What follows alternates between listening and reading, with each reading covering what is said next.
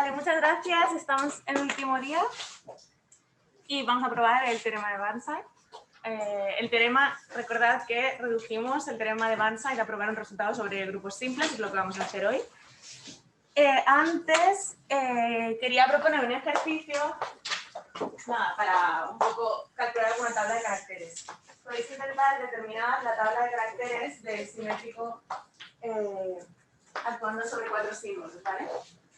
Entonces, para poner la tabla, ponéis representantes de las clases de conjugación, ¿vale? Muy fáciles en el simétrico. Entonces sabéis que hay tantos caracteres irreducibles como clases. Entonces sabéis que hay 5. Y después algunas cosas que os pueden ayudar. Y bueno, pues es que tenemos que el cuatro grupo de Klein es un subgrupo normal de S4, ¿vale? Está generado por los elementos en esta clase de conjugación. Entonces, ¿qué ocurre? Que como tenemos que este cociente es isomorfo a un simétrico actuando sobre 3 símbolos, vamos a tener una tabla de caracteres de S3, ¿vale? Que aparece, digamos, dentro de la tabla de caracteres de S4 con la identificación de me va a aparecer un carácter de S3 si tengo un carácter irreducible de S4 que contenga al cuatro grupo de Klein en el núcleo. Vale, entonces, ¿qué quiere decir? Pues quiere decir que tenemos, bueno, el trivial ya lo sabemos, el signo, la asignatura de una permutación también sabemos que es un carácter lineal simétrico, y después vamos a tener otro carácter irreducible de grado 2, ¿vale? Como se va a corresponder con un carácter irreducible simétrico S3, pues necesitamos que contenga al cuatro grupo de Klein en el núcleo, ¿vale? Tiene este valor en esta clase de conjugación, y después tenemos que mirar a qué se corresponden estas clases de conjugación en este cociente para tener los valores. Entonces tenemos ya 3 caracteres. Después, otra cosa que podéis tener en cuenta es que si tenéis un carácter lineal, ¿vale? Y un carácter irreducible en un grupo en general, el producto va a ser un carácter irreducible. ¿Vale? Entonces, como tenéis el signo, la asignatura de cada permutación, pues tenéis, vale, esto no lo sabemos aún, en realidad es verdad, pero no lo sabemos aún. Vale, podéis hacer esto para encontrar nuevos valores. En este caso sí que es verdad que lo podemos mirar y ver que el signo no nos hace nada sobre este carácter, que es lo que estaba escrito antes. De forma que, efectivamente, si tenemos 2 caracteres, sabemos que o bien ambos caracteres están fijados por el signo al multiplicar por este lambda, o bien uno es lambda multiplicado por el otro, ¿vale?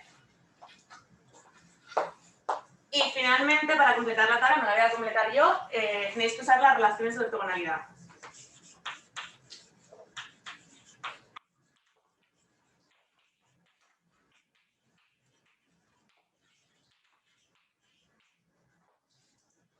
En este caso, las relaciones de ortogonalidad nos van a decir cuáles son los grados de estos caracteres, y después podéis mirar qué tiene que ocurrir en cada una de las columnas, ¿vale? Esto es un ejercicio por si queréis pues, jugar un poco en estas cosas. Ahora, para probar el teorema de Burnside tenemos que saber un poco más sobre valores de caracteres, ¿vale? Hasta ahora hemos dado la teoría básica de caracteres, ¿vale? Lo que ha sido básicamente la sección 2 es teoría básica de caracteres, más o menos capítulo 1, mitad del capítulo 2 del Isaacs u otros capítulos de otros libros. Eso es lo básico, ¿no? Tenemos que los caracteres irreducibles son una base ortonormal del espacio de Hilbert de funciones de clase, y después pues sabemos relaciones de ortogonalidad y demás. Sabemos que los caracteres están en correspondencia con las representaciones que los originan, salvo semejanza, y ahora vamos a hablar, o sea, esto es un poco más ya, o sea, lo otro es lo básico de la teoría, ahora vamos a centrarnos un poco más en caracteres.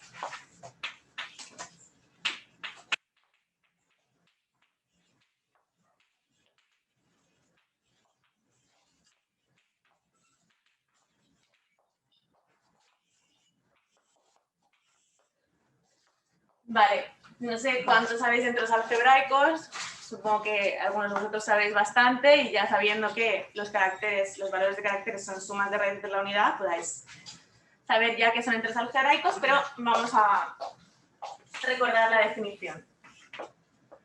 Vale, nosotros vamos a trabajar con dos definiciones equivalentes de enteros algebraicos, la que más nos convenga según la demostración. ¿Vale? Decimos que lambda, un número complejo, es un entero algebraico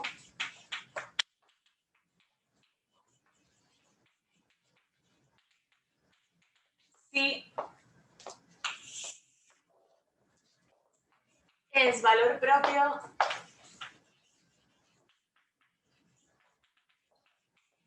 de una matriz A con entradas enteras.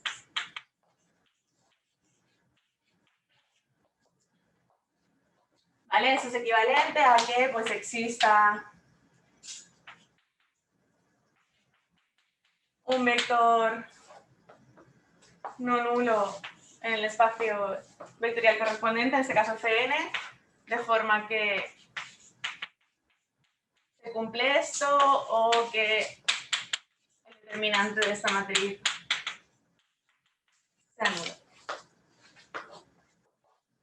Esta definición es equivalente a la que supongo que la mayoría de vosotros conoce, que es que un entero algebraico es una raíz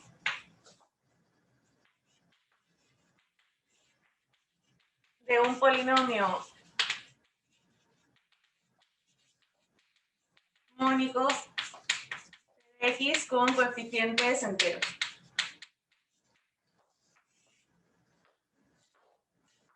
Aparece, si queréis verlo, esa equivalencia es el ejercicio 22.7 del libro de Gordon James y Martin Liebig. Vale, para esta parte vamos a seguir un poco ese libro, o sea, vamos a seguir para la mitad de esta última sección va a ser un poco el de James y Liebig y un poco el de Isaacs y un poco otra cosa. Vale, entonces ejemplos.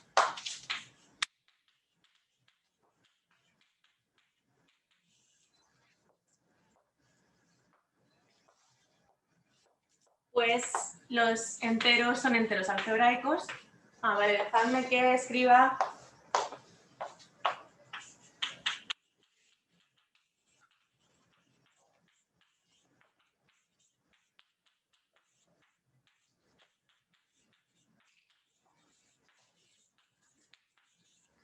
Vale, voy a anotar por R al conjunto de enteros algebraicos complejos. Vale, pues los enteros son enteros algebraicos. Vale, podemos coger simplemente este polinomio mónico o una matriz 1 por 1.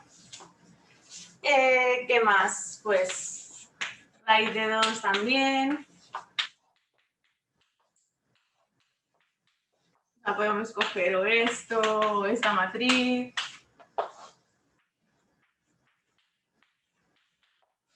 Este polinomio, esta matriz. Después, si tienes que lambda es un entero algebraico, entonces resulta que su complejo conjugado y su inverso aditivo también son enteros algebraicos. Vale, para ver esto, bueno, pues si tienes que un vector no nulo de forma que v por a es lambda v, pues entonces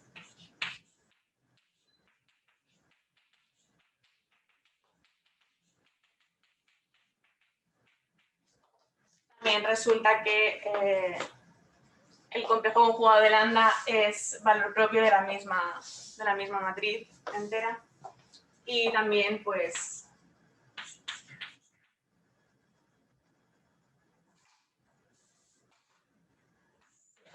esto lo voy a poner.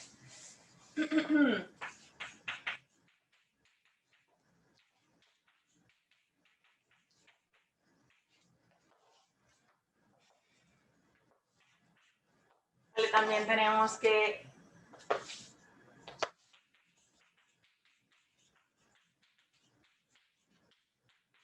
Menos lambda es valor propio de la matriz menos A, que también es entera.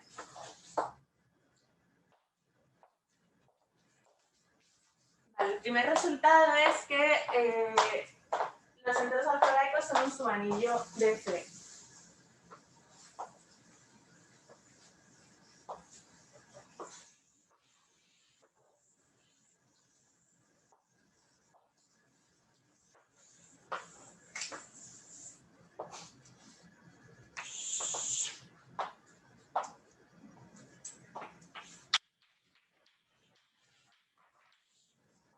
Tenemos dos enteros algebraicos, entonces la suma y el producto también son enteros algebraicos.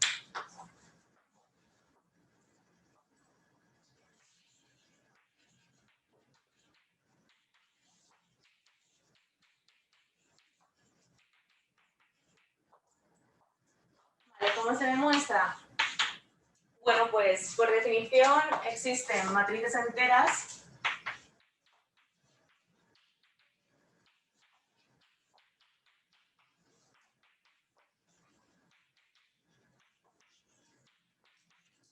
y vectores no nulos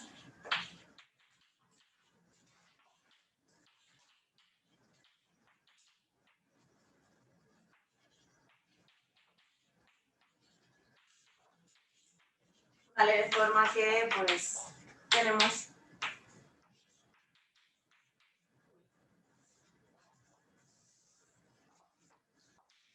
que U por A es lambda por U y V por B es mu por V. Vale, entonces, vale, consideramos ahora, pues, la base canónica de Cn.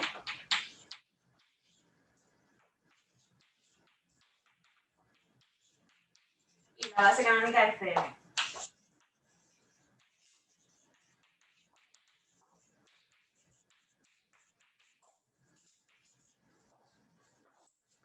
¿Y qué hacemos? Consideramos el producto tensorial de Cn y Cm.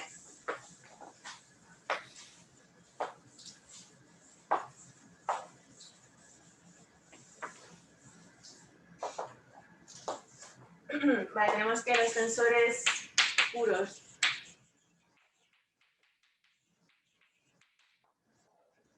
forman una base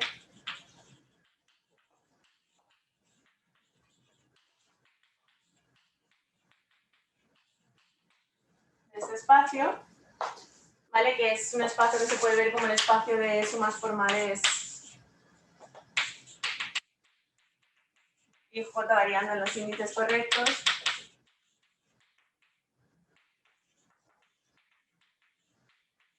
De esta manera, dimensión M por N. Vale, entonces definimos el siguiente endomorfismo de V.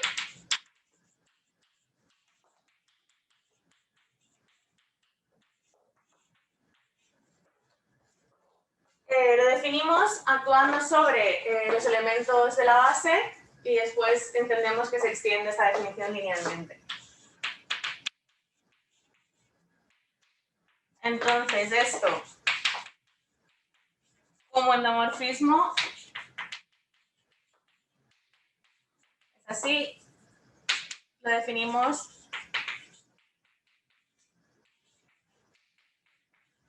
de esta manera.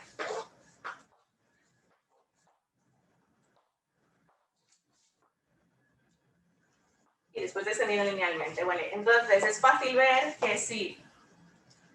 No sé escribirlo, ¿no? Bueno, lo voy a escribir.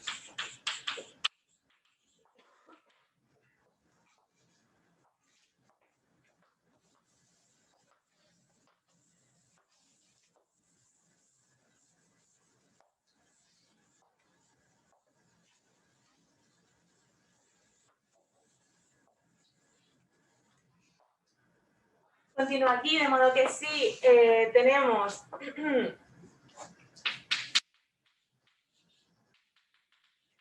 que X se escribe de esta manera e Y se escribe de esta manera.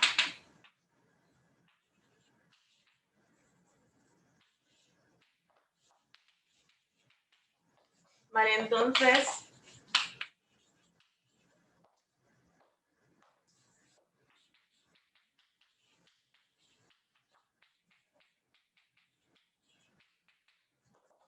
este endomorfismo manda este vector en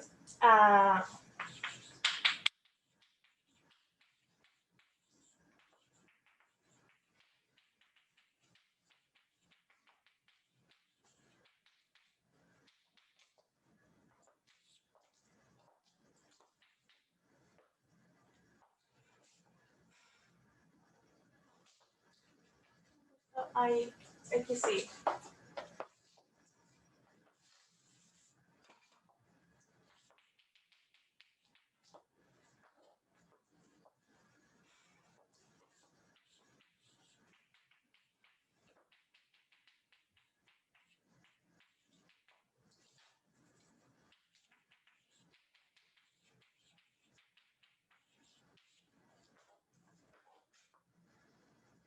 Vale, de nuevo, pues esto lo podemos escribir como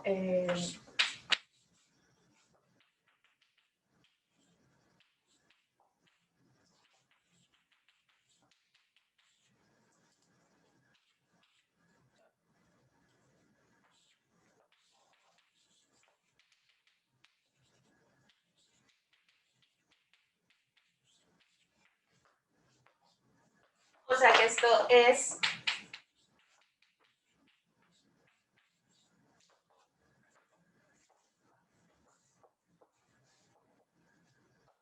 en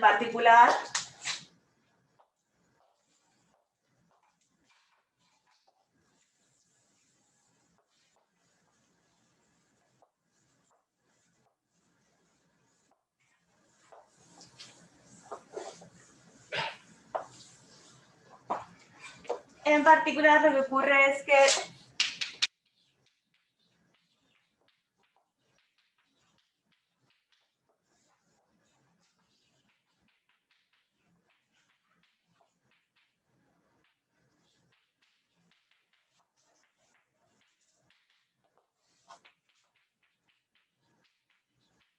lambda por mu es un vector propio de este endomorfismo. Y ahora, ¿cómo es la matriz? Si cogemos la base, esa base del espacio tensorial, ¿cómo es la matriz de este endomorfismo respecto a esta base? Vale, sí, A. Ahora sí, es ahí J y B.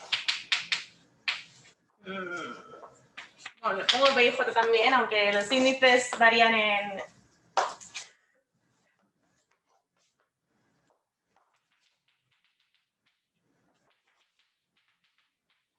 cualquier caso. ¿Cómo este endomorfismo actuando sobre esos elementos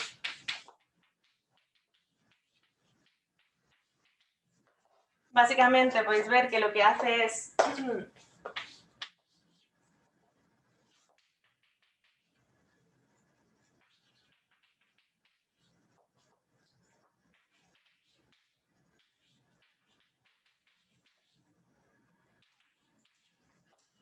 ¿vale? Tiene estos coeficientes y estas dos matrices eran enteras, ¿vale? Entonces estos son enteros y a su vez pues lambda por mu también es valor propio de una matriz entera.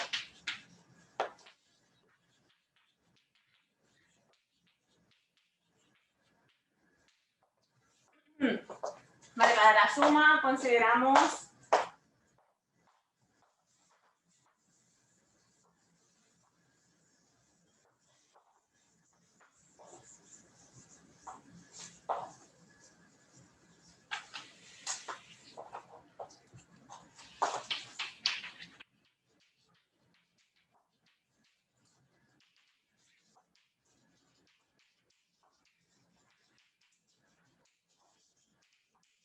vale, consideramos el endomorfismo A, o sea, como hemos definido el otro, pero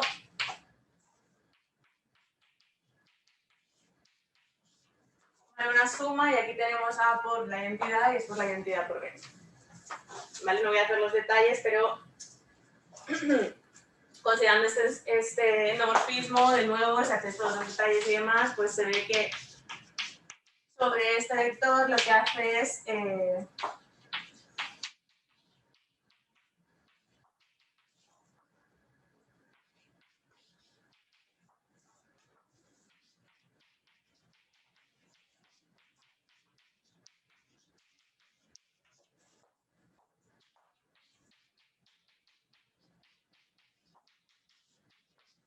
nuevo respecto a esta base,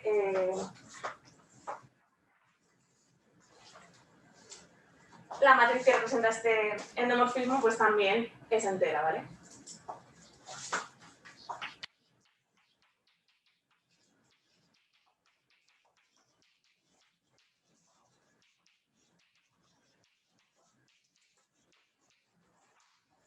Vale, pues ahora que sabemos que la suma de enteros algebraicos y el producto de enteros algebraicos es un entero algebraico, en particular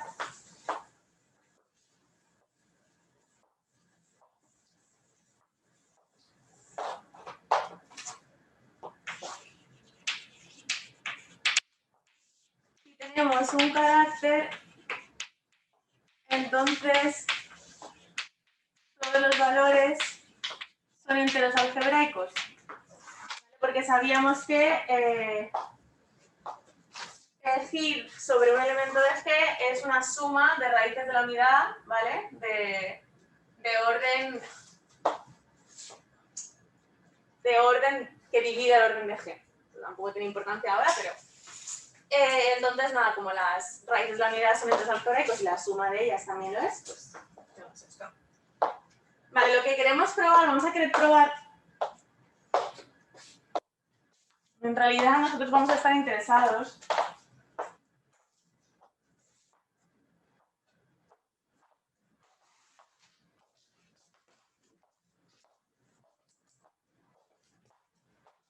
nosotros queremos probar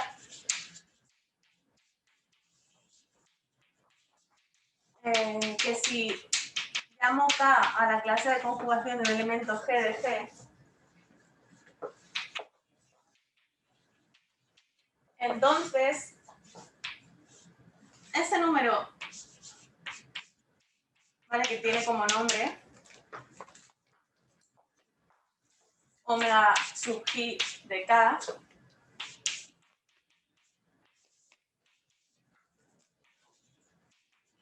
no depende de G, depende solo de la clase de conjugación de G, porque los caracteres son constantes sobre clases de conjugación. ¿Vale? Nosotros queremos probar que este número es un entero algebraico.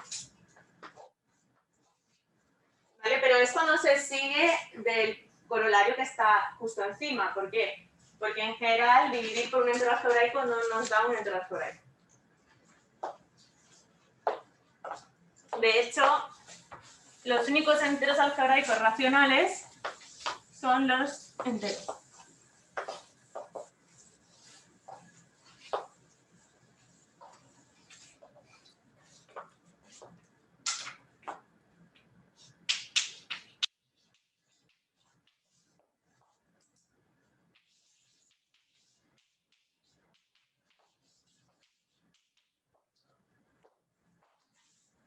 Vale, vamos a demostrar ahora.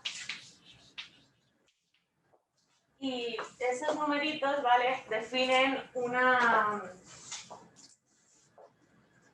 función sobre el conjunto de clases de conjugación en principio, los números complejos. Pero si se extienden linealmente, ¿vale? Define una cosa que se llaman homomorfismos centrales. Y son muy importantes en la teoría de caracteres. Lo que pasa es que no vamos a entrar en ellos. Entonces vamos a utilizar esta propiedad, que es que son enteros algebraicos. Vale. ¿Cómo se demuestra esto? Bueno, esto supongo que lo habréis visto muchas veces. Pues si tenemos, supongamos que tenemos un número racional, que es un entero algebraico, ¿vale? Entonces, R y S enteros, S distinto de 0, y podemos suponer que está en forma reducida, o sea que son R y S son coprimos. Vale, entonces, por ser un entero algebraico, este número satisface una cierta ecuación mónica con coeficientes enteros, digamos.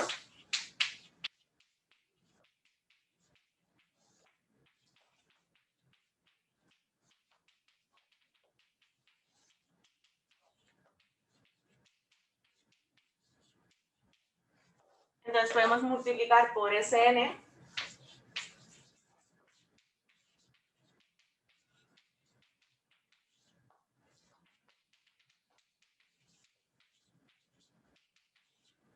De donde obtenemos que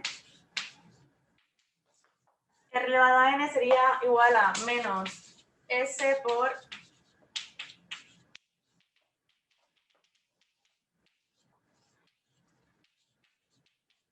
un número que es un número entero.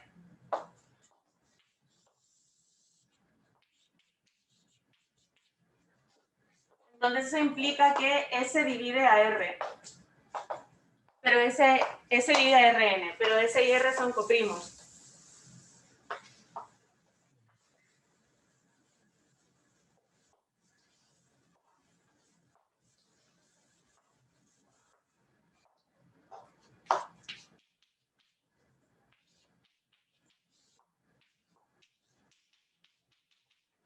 Entonces esto implica que S tiene que ser una unidad.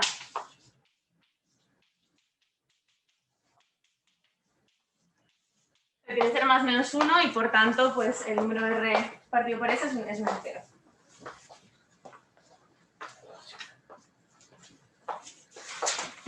Vale, entonces,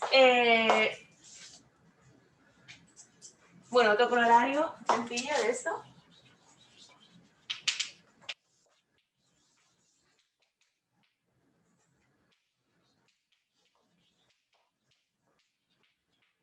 Las entradas racionales de la tabla de caracteres de un grupo son enteras.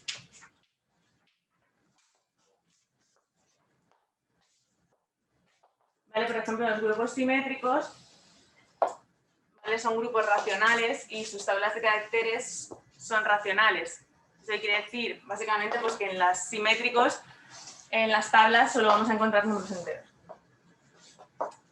Vale, entonces, queremos probar, nuestro objetivo es probar esto.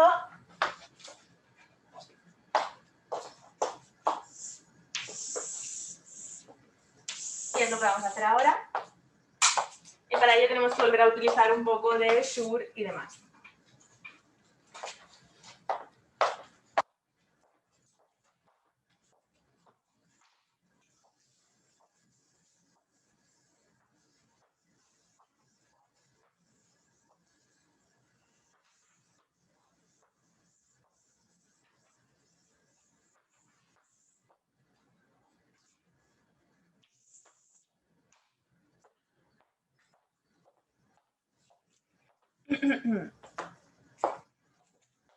Vale.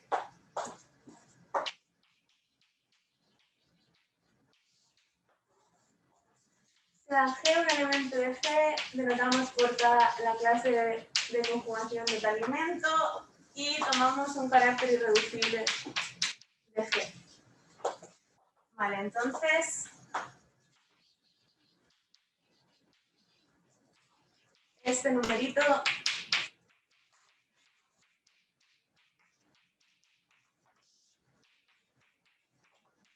es un entero algebraico. Vale, la demostración.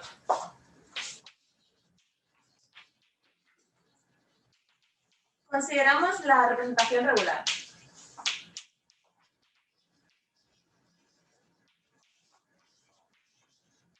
De G, ¿vale? Supongamos que G tiene orden n. Recordad que ayer, creo que fue ayer, sí, definimos, cuando teníamos una representación y una función de clase, teníamos definido un endomorfismo de VNV ¿vale? Donde esta es una función de clase, si os acordáis, era la delta de k, que es 1 si el elemento si actúa sobre un elemento del grupo que está en la clase de conjugación k y 0 si no. ¿Vale? Entonces, ¿cómo se definía esto? Se definía como una suma con sobre los elementos de G con coeficientes en la función de clase y después era una suma de matrices con coeficientes en esta función. O sea que esta suma, en realidad, esto nos queda, es la suma de los X en la clase de conjugación de G de las matrices ρ sub G de X. ¿Vale? En particular, esto es una matriz, ¿vale? Porque ρ sub G de X son todo matrices y esto es una matriz que además tiene coeficientes enteros. ¿Por qué? Porque las matrices asociadas a cada elemento de G por la representación regular son matrices por mutación.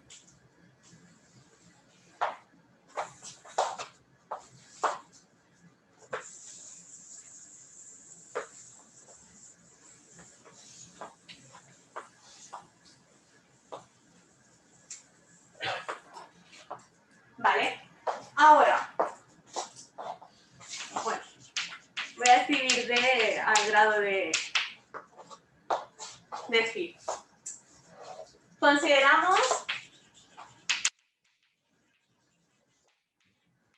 un subespacio G invariante de V, de modo que la subrepresentación asociada a W origine el carácter phi. ¿Vale? Eso lo podemos hacer porque toda representación irreducible aparece como una subrepresentación de la regular. Vale. La idea es, vamos a hacer un pequeño recordatorio, ¿esto cómo va? Esto va así.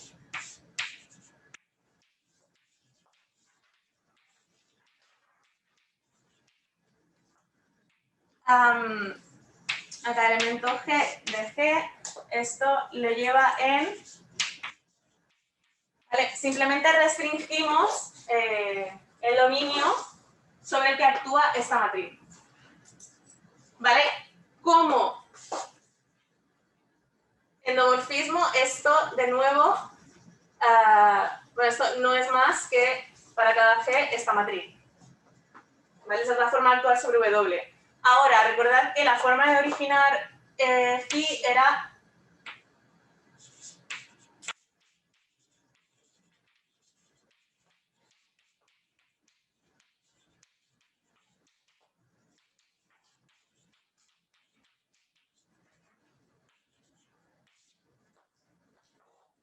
Entonces, para realmente originar el carácter, pues escogemos una base y la traza del endomorfismo este es la traza de la matriz asociada al endomorfismo de esa base. Vale. Ahora, ¿qué ocurre?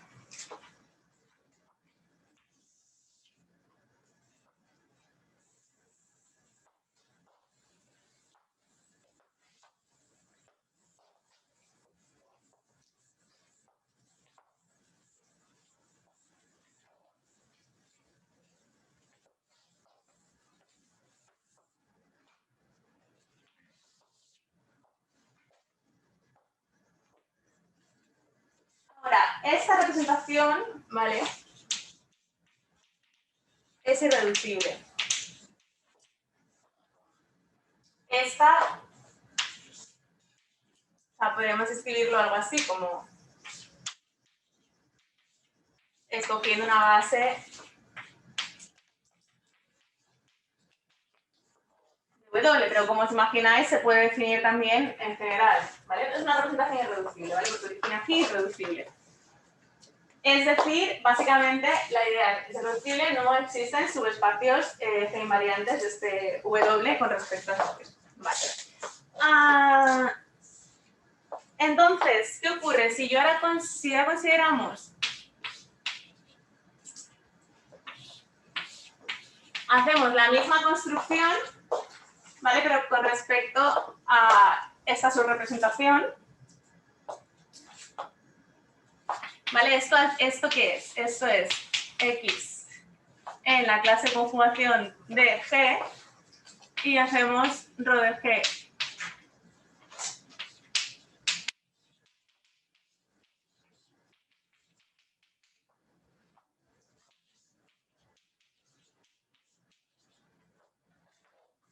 ¿Vale? Esto es un endomorfismo de W, ¿vale? Pero la acción sobre un W en W es simplemente, de nuevo, pues multiplicar por esta matriz, ¿vale? Porque simplemente estamos restringiendo el dominio. O sea que esto básicamente, bueno, esto es la matriz A anterior. Ok, entonces por una proposición que vimos ayer,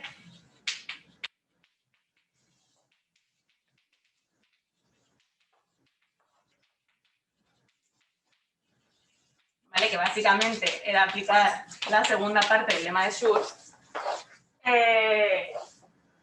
tenemos que esta representación, o sea, este endomorfismo es una potencia, ¿vale? Entonces, esta matriz restringida a W, a este subespacio, se comporta como lambda por la identidad de W.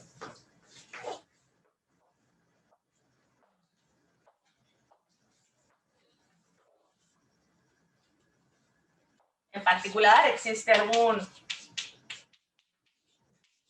W no cero de W, tal que actuando sobre W es lambda por W.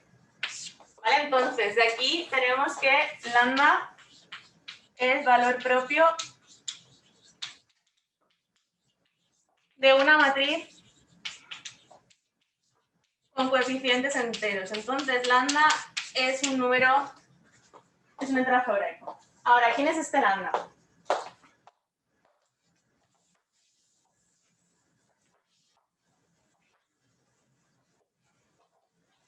Vale, pues la misma proposición nos dice quién es este lambda. Vale, este lambda es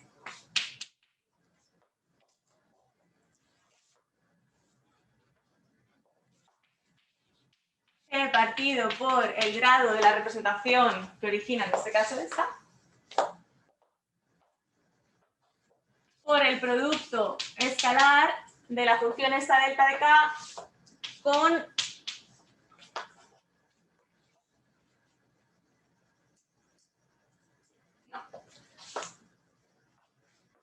phi, el carácter que origina la representación de la que partimos, ¿vale? Entonces, básicamente esto es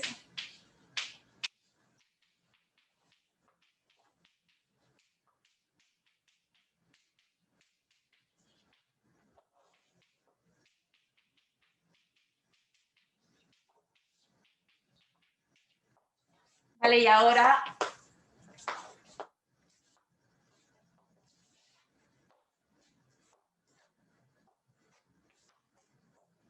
pues nuestro omega simplemente es el conjugado complejo de este lambda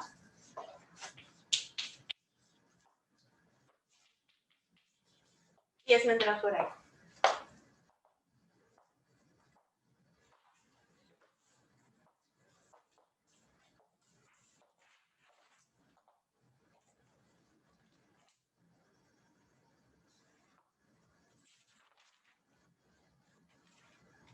Vale. Pues ya estamos preparados para probar el teorema de Burnside. No sé si hacer 10 minutos, creo que podemos hacer 10 minutos ahora y después continúa. Así acabamos con esto y después pruebo los dos. El resultado que necesitamos para probar el teorema PAQB, que también se le conoce como teorema de Burnside, y después ya el resultado que queremos. Así que podemos hacer un descanso de 10 minutos y volvemos en hay 21.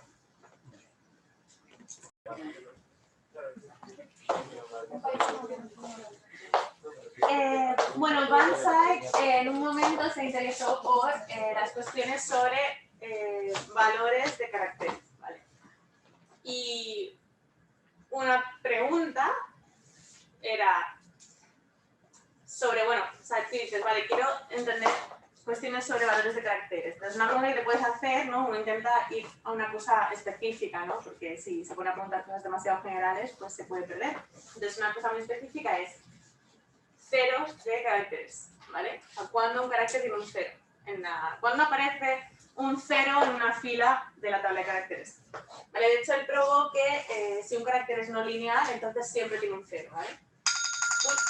Solamente se supone que quería acabar el anterior. Bueno, de hecho os digo que las cuestiones sobre ceros de caracteres, ¿vale? O sea, hay una línea de investigación en teoría de caracteres que es ceros de caracteres.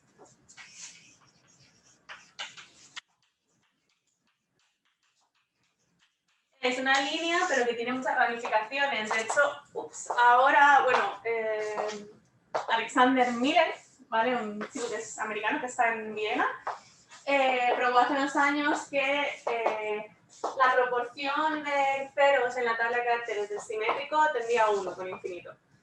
Y entonces eso ha dado lugar a una serie de gente que está estudiando pues, cómo se comportan también las tablas de caracteres de grupos, de familias infinitas en el infinito, ¿no? Entonces, pues también hay gente, ¿sabes? Ceros de caracteres se puede estudiar de muchas maneras distintas y, como digo, es un área bastante fructífera. Entonces, el teorema que vamos a ver ahora es un teorema que habla un poco de ceros de caracteres.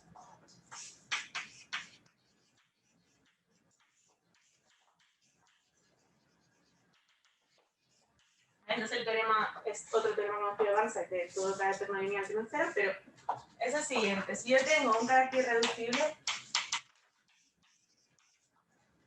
este es. Y una clase de conjugación K de un elemento C, ¿vale? Si el grado del carácter y el tamaño de la clase de conjugación son coprimos, entonces ocurre una de las siguientes cosas. O bien,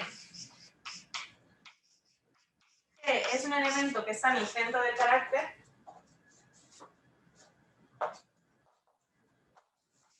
o bien el carácter se anula en ese elemento.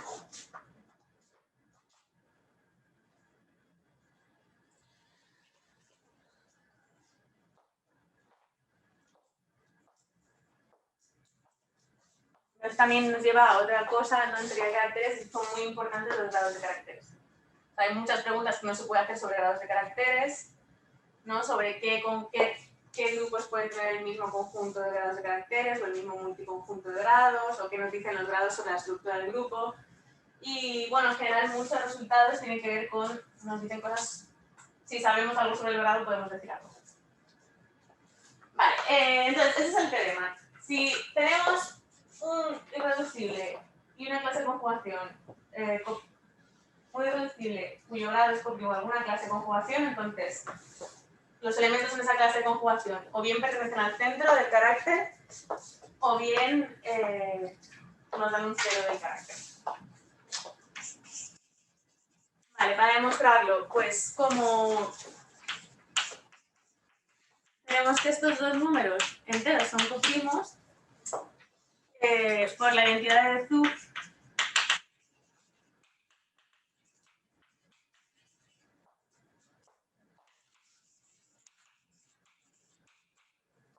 existen U y V también enteros,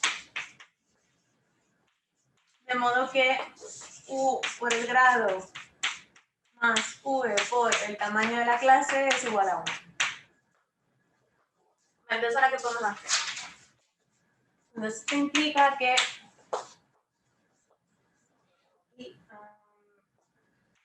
U1 menos U por el grado de phi es igual a V por el tamaño de la clase de conjugación de K. Entonces, podemos multiplicar a un lado y a otro por G sobre G partido por G de 1, ¿vale? Porque queremos hacer aparecer nuestro número que sabemos que es un entero algebraico.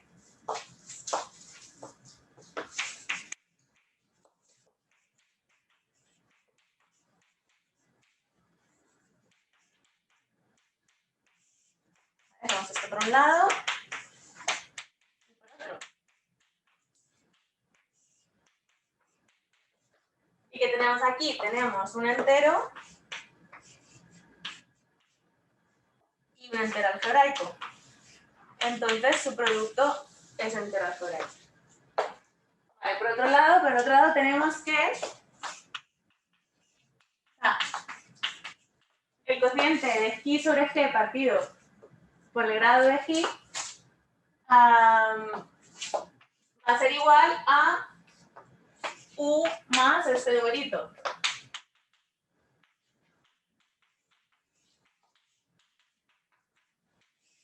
Tenemos un entero algebraico y un entero. Perdón, me falta aquí.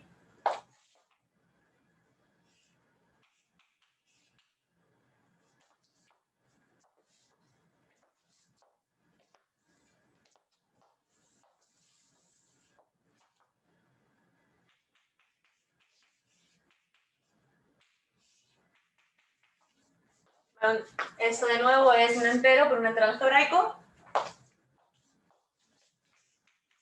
Vale, entonces tenemos que este número es un entero algebraico. Vale. Pongámonos en el supuesto de que G no es en el centro del carácter.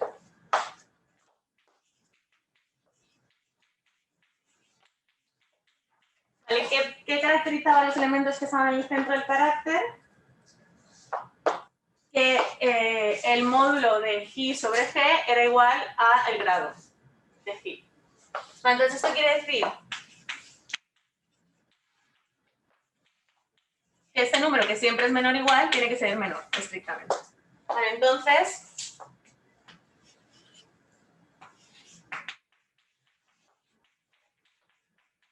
alfa es un entero algebraico con módulo menor que 1. Vale, ahora, sea n, digamos, el orden de G.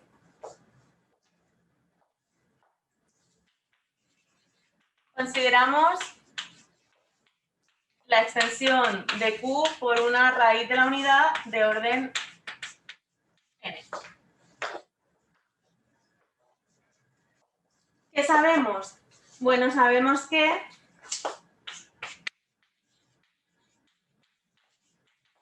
este número alfa pertenece a esta extensión, ¿vale? Porque bueno, es un cuerpo, entonces dividir por el grado no hace nada, y después sabemos que el valor de un carácter en un elemento es suma de raíces de la unidad cuyo orden dividen al orden del elemento.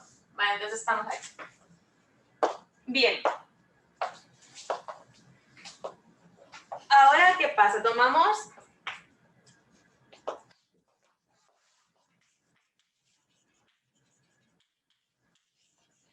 que el grupo de Galois de esa extensión.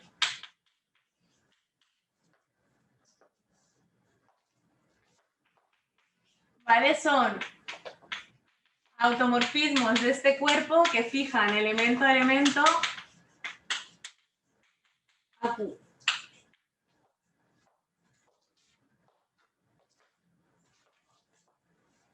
¿Qué ocurre? Pues que en particular tenemos que, para todo elemento de este grupo de Galois,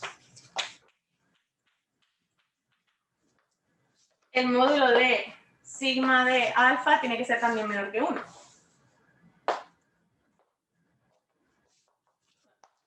Bueno, pongamos menor igual que 1.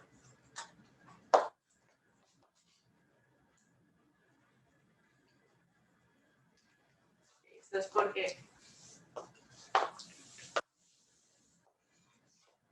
pongámoslo así será más claro.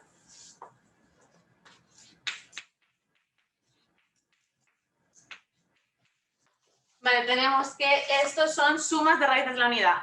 ¿vale? Si yo aplico sigma, sigo teniendo raíces de la unidad. ¿Vale? Entonces, de nuevo, si tomo en módulo, son menor o igual que 1. ¿Vale? Entonces, en particular, el módulo de sigma de A es menor o igual que 1 para todo sigma en G. Vale, entonces ahora, ¿qué hacemos? Consideramos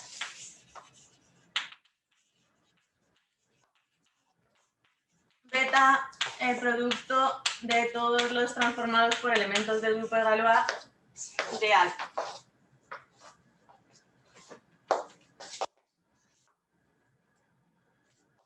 También decir que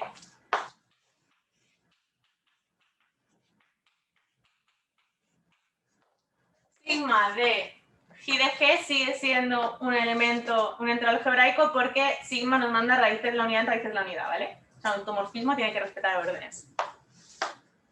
Entonces, ¿qué ocurre? Pues que también todos estos pertenecen a él.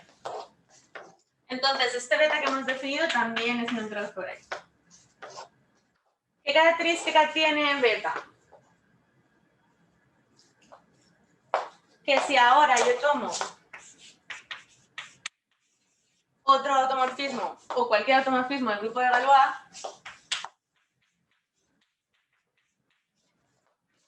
fija a beta. ¿Vale? Porque estoy cogiendo el producto de todos los distintos transformados de alfa, entonces, ¿esto qué quiere decir? Esto quiere decir que beta pertenece al cuerpo fijado por este grupo de Galois. O sea, estos son los elementos, digamos, E de E, tales que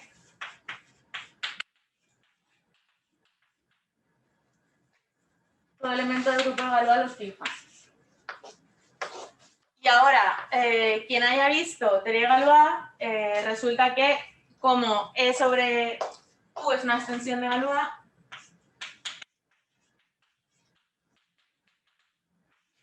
el cuerpo fijado por el grupo de Galois de la extensión es exactamente el cuerpo base.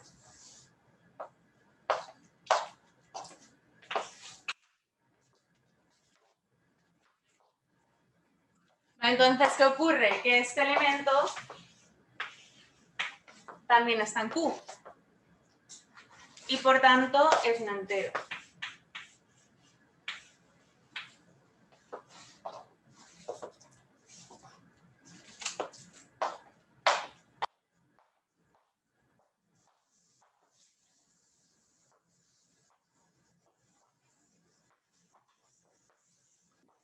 Entonces tenemos que beta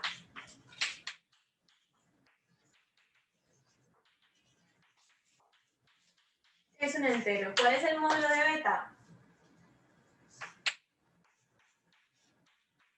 Es el producto de los módulos de sigma de alfa con sigma variable del grupo de Galois. En particular, esto es menor que 1, porque el módulo de alfa era menor que 1.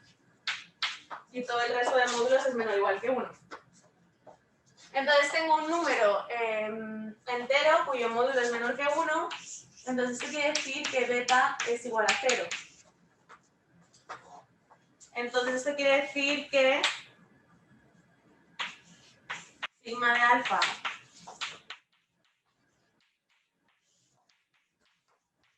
es igual a 0 para algún...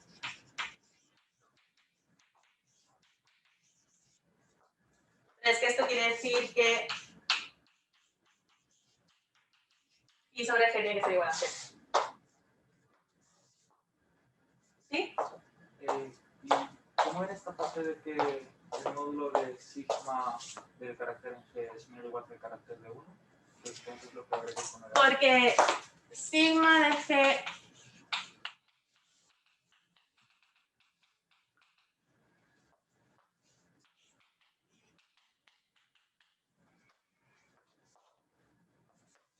es igual, sí. Ah, perdón.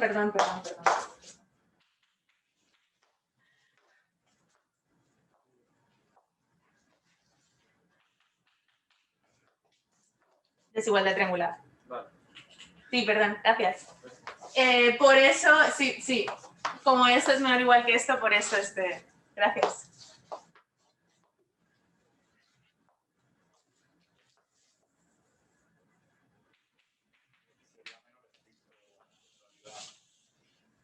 ¿Perdón? Sería menos estricto porque no te pueden usar. Eso sería menor estricto en realidad, aunque no lo necesiten.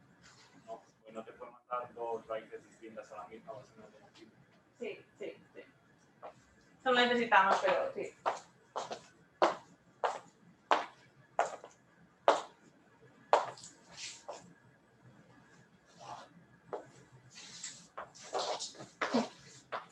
Sí, porque estas son no la escrita, pero es un automorfismo.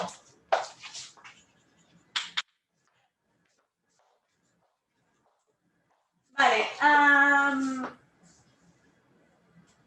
Entonces ya tenemos que si tenemos un carácter reducible cuyo grado es coprimo con algún tamaño de clase de conjugación, los elementos en esa clase de conjugación o bien están en el centro del carácter o bien el carácter toma el valor 0 sobre ellos. Entonces con eso ya podemos probar el resultado que necesitábamos.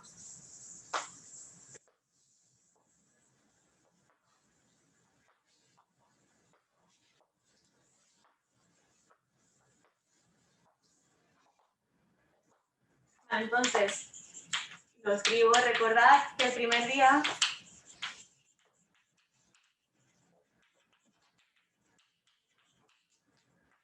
redujimos probar el teorema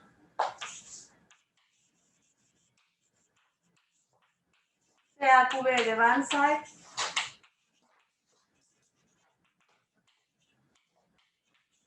a probar el siguiente resultado sobre grupos simples.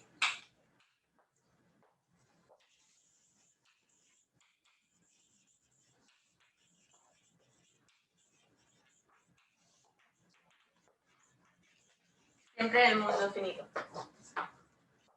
Ese es el teorema que teníamos que probar. Teorema. Si G es un grupo finito,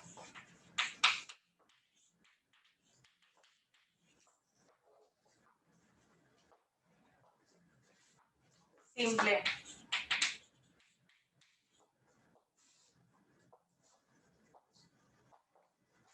No habría, ¿no?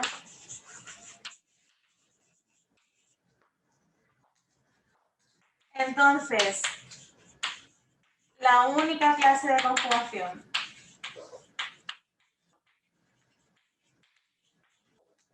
de G con tamaño potencia de primo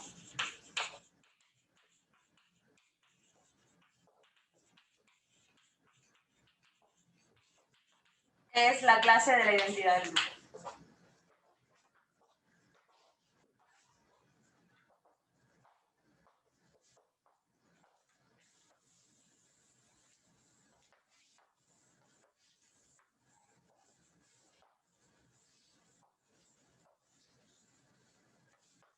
Entonces vamos a probar esto y una vez probemos esto, por lo que hicimos el primer día, sabremos que todos los grupos cuyo orden es divisible por como máximo dos primos distintos son resolubles.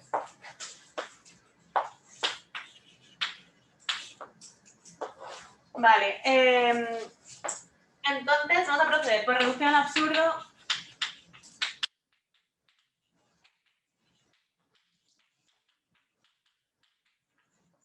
Tomamos un elemento no nulo, no trivial de G,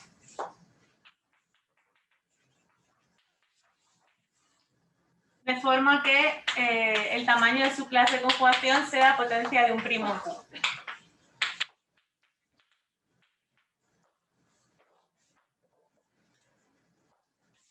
Ahora, vamos a analizar qué pasa. Tenemos un carácter irreducible de G.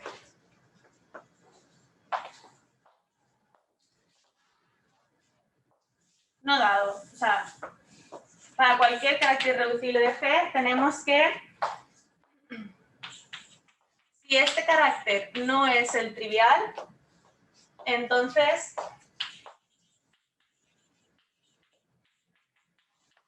su núcleo es trivial, ¿vale? Porque nuestro grupo es simple.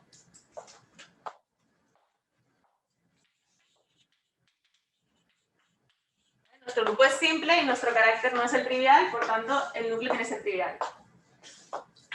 Y también ocurre que entonces, ¿qué pasa? Que el centro del carácter, ¿vale? Si os acordáis, cuando tenemos un carácter irreducible, el centro de un carácter cociente por el núcleo de ese carácter es igual al centro del cociente de G por el núcleo. Entonces, ¿esto qué quiere decir? Que entonces el centro de cualquier carácter no trivial de G es el centro de G. Pero G es simple no abeliano.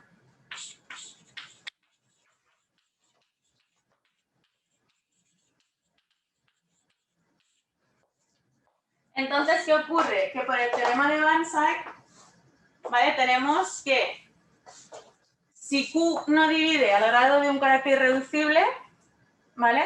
No trivial, entonces ese carácter sobre G tiene que ser 0. Tenemos como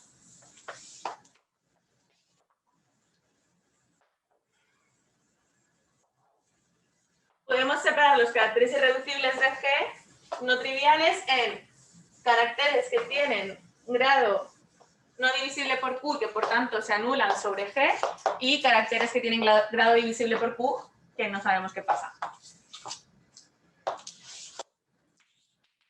Lo que quiere decir es que si Q no divide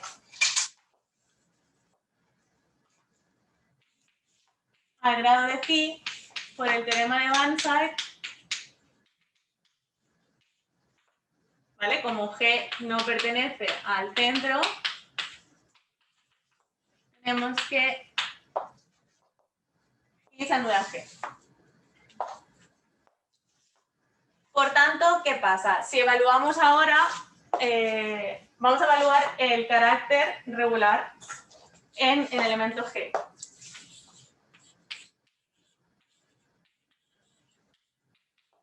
¿Vale? Ese carácter regular, que si os acordáis, se descompone como la suma de todos los irreducibles con multiplicidad el grado del irreducible correspondiente. Entonces tenemos el carácter trivial y, como hemos dicho, si Q no divide el grado de G, G de G va a ser 0. Entonces tenemos más la suma de todos los caracteres irreducibles de G, cuyo grado es divisible por Q. ¿Vale? Entonces aquí tenemos esto. Y por tanto, pues podemos escribir esto de la siguiente forma. Podemos escribir esto como 1 más Q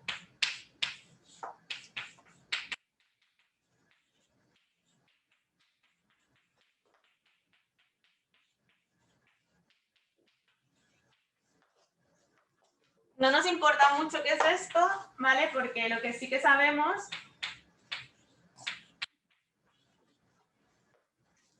es que esto es un entero algebraico, ¿vale? Porque este número es un entero.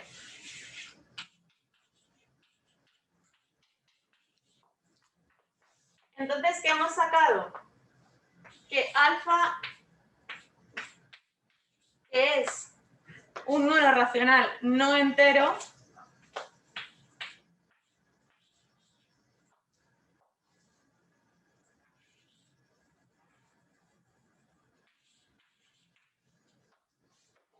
¿vale? Pero es entero algebraico, ¿vale? Pero esto no puede ser, ¿vale? Porque alfa no es entero.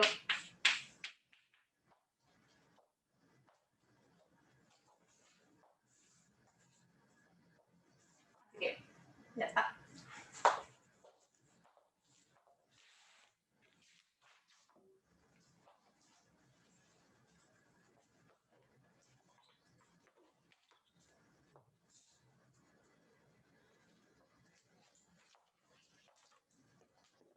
La idea es que una vez que tienes la teoría de caracteres básica, ¿no? Que es lo que hemos visto, pues eso, en la sección 2, realmente probar ese resultado en teorema de Banzai, como veis, es muy sencillo. No requiere nada espectacular. Una prueba elegante, corta, sencilla. La prueba que se consiguió dar pasados muchos años usando solo teoría de grupos es, digamos, elemental en el sentido de que solo utiliza técnicas de teoría de grupos, pero es muy compleja en muchos sentidos. Requiere trabajar muchísimo con teoría de grupos, muy sutil y bastante... Vale, entonces, nada, como nos queda tiempo, voy a comentaros que ponían en el abstract. Nunca pensé que fuera a llegar a comentar algo más. Nunca pensé que me daría tiempo. Me da tiempo gracias a Jean-Pierre.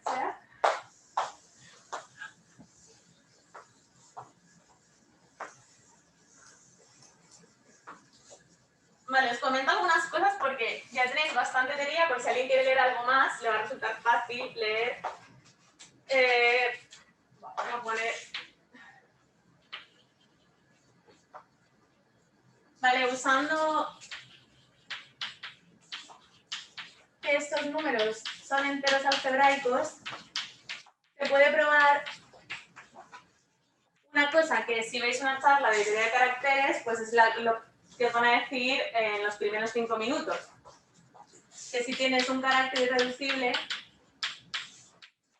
entonces el grado del carácter divide al orden del grupo. Vale, esto, por ejemplo, lo podéis encontrar en el teorema 311 del libro de Isaacs.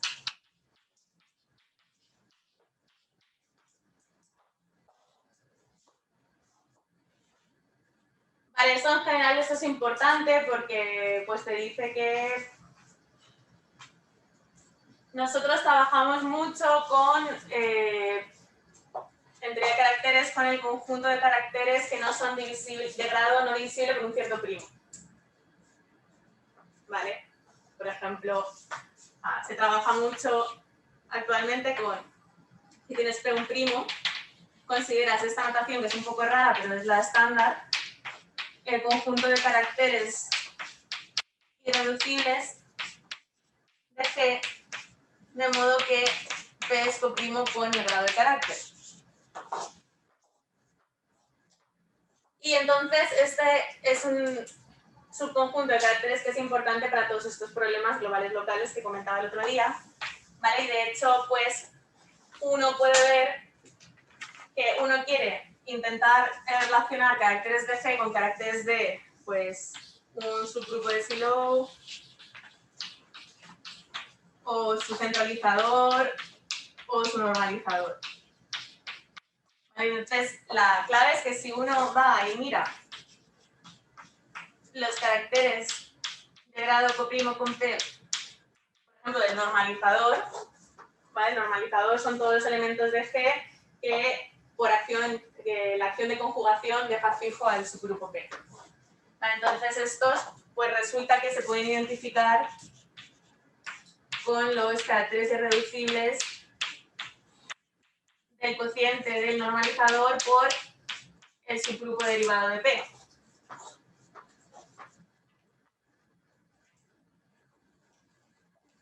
Por ejemplo, quiero decir, una vez que uno trabaja con ese tipo de caracteres, cuando tienes una estructura normal rica, digamos, pues tienes este tipo de identificaciones, ¿vale? Entonces, bueno, por comentarlo, porque, ¿por qué no? Una de las conjeturas más importantes en el área es la conjetura de Mackay, que dice que estos dos conjuntos que he escrito aquí están en biyección. Vale, entonces, esto en principio diréis, ¿qué significa? Bueno, en principio significa que hay una biyección, que es bastante increíble porque los grupos simples, por ejemplo, si P es igual a 2, ¿vale? Estamos considerando representaciones irreducibles de grado impar, o sea, acciones irreducibles del grupo sobre un espacio de dimensión impar, ¿vale? Hay muchísimas. Y aquí en MED estamos en un grupo simple, ¿vale? Un 2 silo.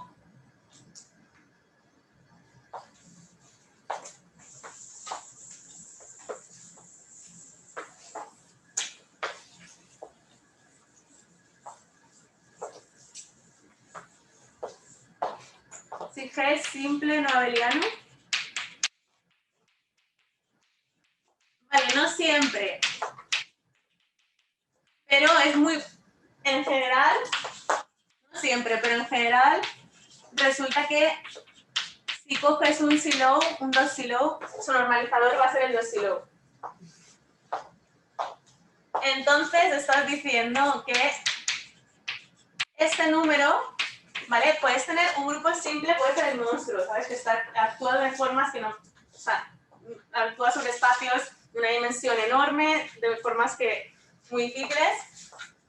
Pero bueno, este número tiene que ser el mismo número que el de irreducibles de P sobre su derivado. ¿Eso qué es? Un grupo abeliano. Entonces, ¿cuántos hay? Vimos que en un grupo abeliano todos los caracteres son irreducibles y por tanto, con la ecuación esta para calcular el número el orden de un grupo a través de los grados de caracteres, sabemos que hay tantas como este índice. Eso quiere decir que da igual, o sea, en general, para la mayoría de grupos simples no abelianos, si tú coges y calculas este número, te va a salir una potencia de 2, que ya es bastante alucinante. Que por cierto, ya puedo decir, esto es la conjetura de Mackay.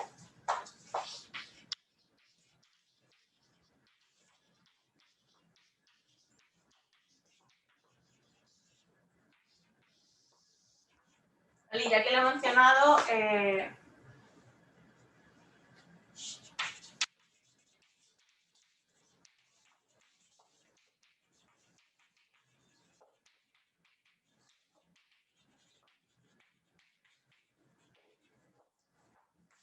la conjetura es cierta para P igual a 2 y eso se deriva de dos papers, uno de Isaacs, Male y Navarro de 2007 y otro de Male y Brita Berg de 2016. Entonces, para P igual a 2 es un teorema, para P impar no se sabe. Bueno, hay muchísimo trabajo de muchísima gente que está trabajando con grupos simples porque Isaacs, Male y Navarro dijeron, vale, si los grupos simples satisfacen esto, ¿vale? Que es una condición que requiere una existencia de una biyección de tipo Mackay, pero que se comporte bien respecto a cohomología, porque los caracteres definen cohomología también. Bueno, unas condiciones bastante complicadas, pero ellos dijeron, vale, si los simples satisfacen esto, entonces la conjetura de Mackay se satisface también para todo grupo. Entonces, Mackay y Speck terminaron de probar los grupos simples que quedaban. Y nada. Este paper fue un ANALS y entonces, bueno, la coña es, sí, para cada primo va a haber un ANALS. Entonces van bien, van por el buen camino. Vale, después os digo algo más, ya para acabar también esto así como muy... Bueno.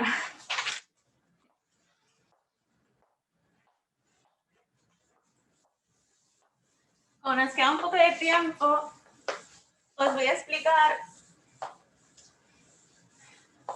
un problema, ¿vale? Que si a alguien le gusta mucho la teoría de grupos y lo resuelve, pues seguramente también tendrá una muy buena publicación, no sé si ANALS, pero quizás sí. Porque, no, ANALS quizá no, pero bueno, una muy buena publicación. El teorema de Banzai se probó en 1904, ¿no? Se probó Banzai con teoría de caracteres y es un resultado de teoría de grupos. Y entonces, unos 50 o 60 años después, se probó usando solo teoría de grupos. Pero hay un resultado de teoría de grupos que no aparece ningún carácter ni nada más que teoría de grupos en el enunciado, de que es la única prueba que se conoce, bueno, las pruebas que se conocen requieren teoría de caracteres. No hay ninguna prueba de este resultado que no requiera teoría de caracteres. Entonces, el problema es intentar encontrar una prueba que no requiera el uso de esa teoría.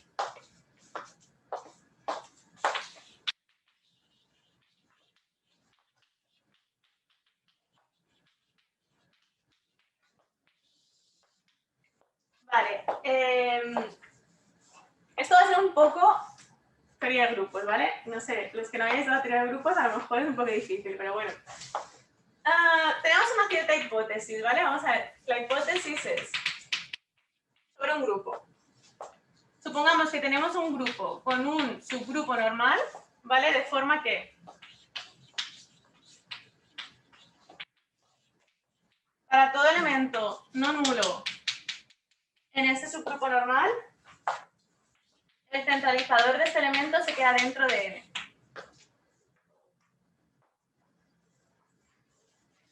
Es una hipótesis que sale, aparece. Entonces, naturalmente, del mundo de la teoría de grupos. Entonces, ¿qué pasa? Vamos a ver que, veamos que esta hipótesis implica que el índice en G de N y el orden de N son coprimos.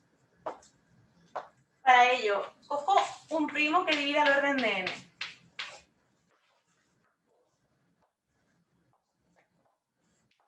Y tomo un subgrupo de Sylow de G. ¿Vale? Entonces, si habéis visto un poco de teoría de Sylow, pues resulta que si intersecto P con el normal, obtengo un subgrupo de Sylow del normal.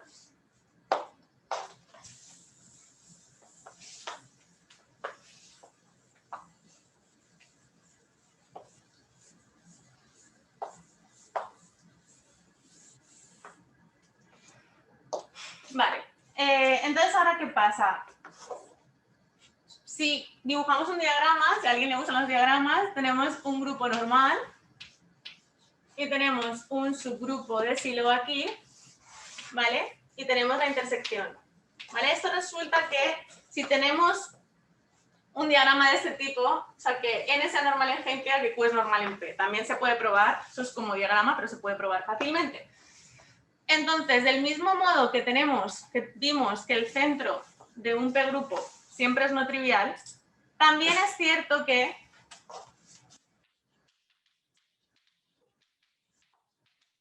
el centro de un P grupo interseca creo que es, no me gusta mucho en español, pero bueno, interseca no trivialmente a cualquier subgrupo normal.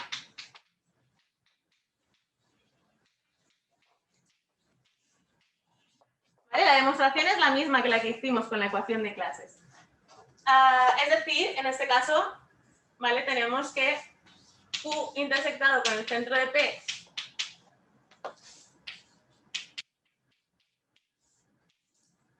es no trivial.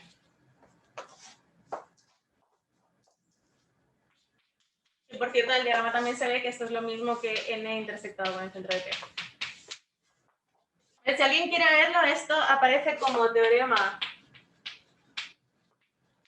1.19 en el libro de Isaacs, pero el de teoría de grupos. Entonces, yo puedo coger aquí un X en esta intersección. ¿Qué ocurre? Que como X está en el centro del Sylow, pues P centraliza a este elemento. Pero nuestra condición, nuestra hipótesis, es que los centralizadores de elementos en N se quedan en N. Entonces, ¿qué hemos visto? Que el Sylow de G realmente, todo esto está colapsado dentro de N, ¿vale? ¿Qué quiere decir? Como, vale, un Sylow es un P subgrupo cuyo orden es exactamente la máxima potencia de P que divide el orden del grupo, resulta que esto implica que P uno divide al índice de n en G.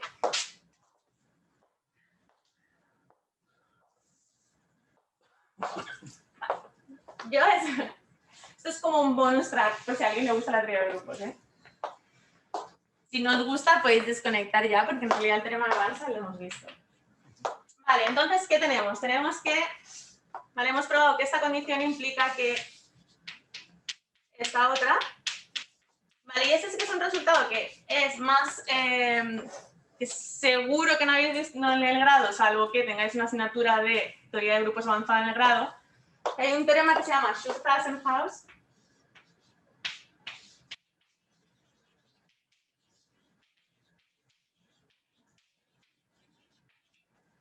¿vale? Que nos dice, este lo podéis mirar en la, es el teorema 3.9 del libro de Isaac, por ejemplo, el de teoría de grupos de nuevo. La prueba se divide más, es un poco larga, pero... Vale, lo que pasa es que cuando tienes un grupo normal cuyo índice es coprimo con su orden, o sea, de forma que su orden y su índice sobre en G son coprimos, entonces este grupo está complementado, o sea, existe un subgrupo de G tal que G es igual a n por h y n intersectado con h es el grupo trivial.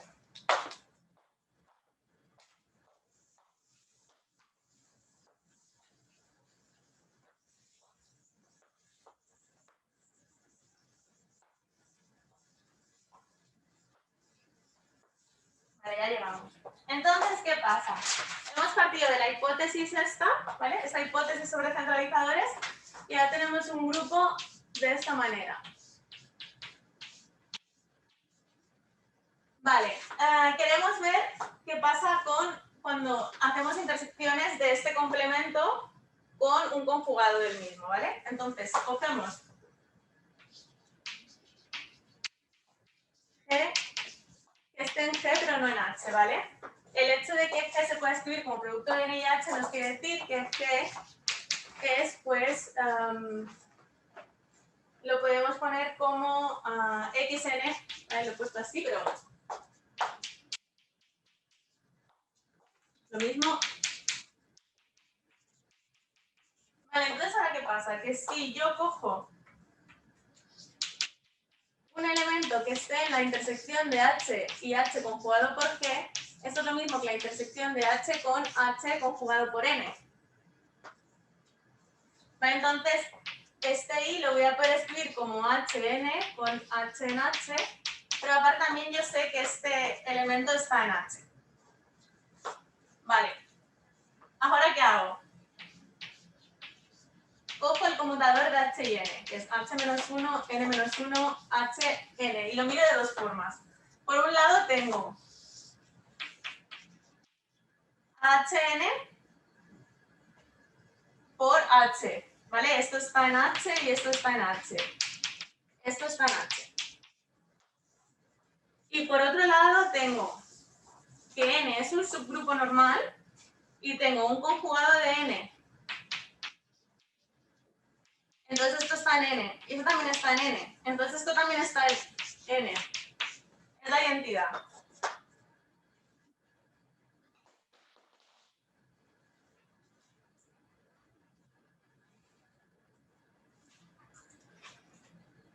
Vale. Entonces, ¿qué ocurre? Con esto puedo ver que esta intersección es trivial. Vale, un lío, todo lo que estoy diciendo, pero...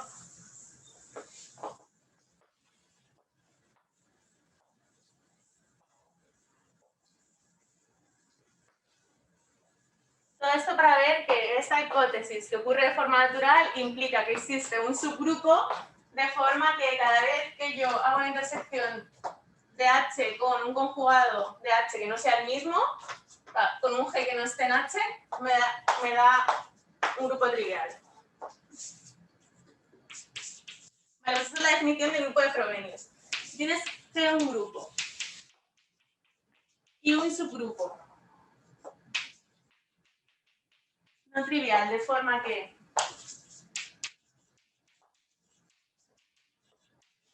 para todo G de G que no esté en H. Esta intersección es filial, entonces H es un complemento de Frobenius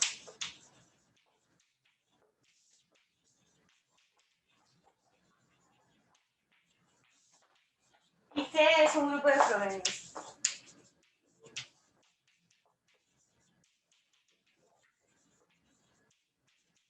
Estos grupos son muy importantes. Vale, entonces el teorema de Frobenius, ¿qué es? Hemos visto que esta hipótesis implica grupo de Frobenius. Entonces el teorema de Frobenius es el recíproco.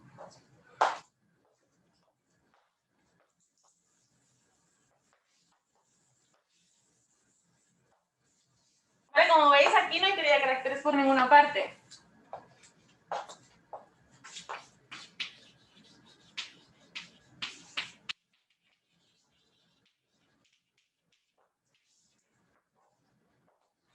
O sea, G, un grupo de Frobenius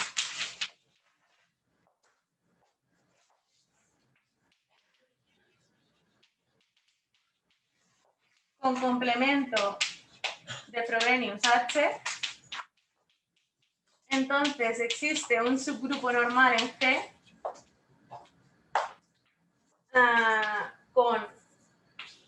de forma que complementa H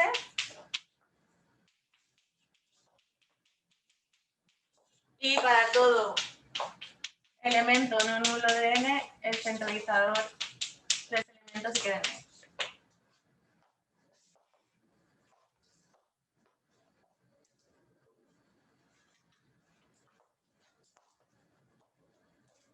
Entonces, si queréis ver una prueba de esto, requiere un poco, hay que usar inducción y restricción de caracteres, ¿vale? Que no hemos visto la inducción de un carácter desde un subgrupo. Igual que cogemos un carácter y lo restringimos a un subgrupo y nos da un carácter, hay un proceso dual que es coger un carácter del subgrupo e inducirlo, ¿vale?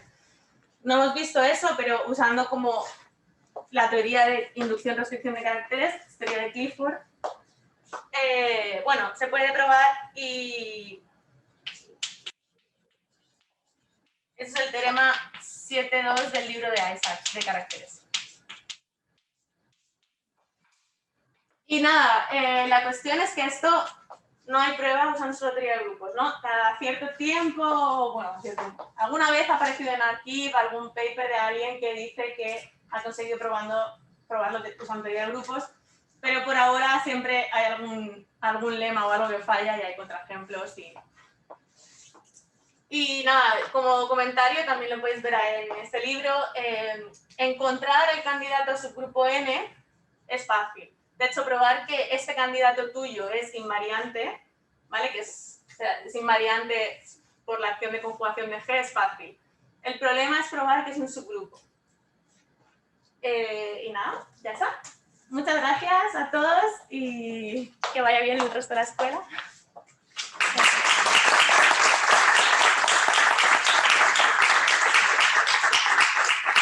Una pregunta sobre algo, aunque no sea estrictamente del curso o del curso o lo que sea. Sí. Bueno, así un poco general. Nosotros hemos visto aquí teoría de caracteres para grupos finitos. Para grupos infinitos también, digamos, funciona bien o se puede extender. Bueno, en el libro de Jean-Pierre Serre habla de grupos compactos, y hace un poco de teoría de caracteres, pero no se extiende genial. O sea, a ver, sí, para grupos algebraicos, sí, pero... Entonces, o sea, yo no lo he estudiado, o sea, hay cosas, pero no funciona todo como tan bonito como aquí. Entonces, si te restringes algunas clases de grupos infinitos, sí puedes definir todo esto y te salen cosas que están bien. Evidentemente, los grupos que ya son fácilmente representables, cualquier grupo que ya tiene... O sea, creo que no hay una teoría abstracta que englobe todo no la hay, ¿no? Evidentemente grupos infinitos es otro mundo. Pero en el libro de Seth puedes encontrar cosas. Sí. Porque ese interés en buscar demostraciones que no buscan teoría de caracteres. Me refiero que cuál es el problema. Bueno, el interés es un poco, evidentemente, o sea, el interés es un poco decir, bueno, eso es un resultado que es de teoría de grupos, ¿por qué no puedo usar la estructura interna del grupo, ¿no? O sea, la combinatoria propia del grupo para demostrarlo? ¿Por qué tengo que irme hasta caracteres o algo así?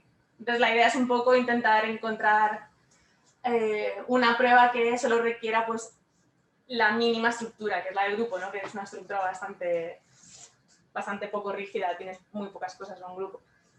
Así que supongo que es una cosa más de los teóricos de teoría de grupos que tienen interés en encontrar ese tipo de pruebas. Y después también, bueno, supongo que encontrar una prueba de algo seguramente requeriría técnicas nuevas que supondría un avance. Sí, yo no sé, yo te quería preguntar si hay investigación como fuerte de teoría de grupos pura que no utilice nada de representaciones ni nada así actualmente. O la mayoría de gente que investiga en grupos pues, utiliza como cosas de distintas. La mayoría de gente que investiga en teoría de grupos utiliza cosas, bueno, es que tampoco, no, hay investigación también pura, hay investigación pura. Sí, por ejemplo, Guralnik está en la Universidad de California de Los Ángeles, hace teoría de grupos bastante pura. Evidentemente es siempre, es decir, ¿por qué no vas a ir a alguna representación de como permutaciones? ¿No? Es una cosa que en principio tampoco es tan lejana, ¿no? O sea, básicamente si coges una representación, un homomorfismo en un grupo de permutaciones, eso ya estás dentro de teoría de grupos, ¿no? Si no coges la traza, yo creo que sí que hay. Después también hay gente que trabaja en cosas de clases de conjugación, con diferentes cosas en teoría de grupos. Pero así haciendo cosas fuertes en teoría de grupos, que también está Martin Liebig y demás, siempre hay una especie de mezcla. Los grupos infinitos ya son su mundo, ya.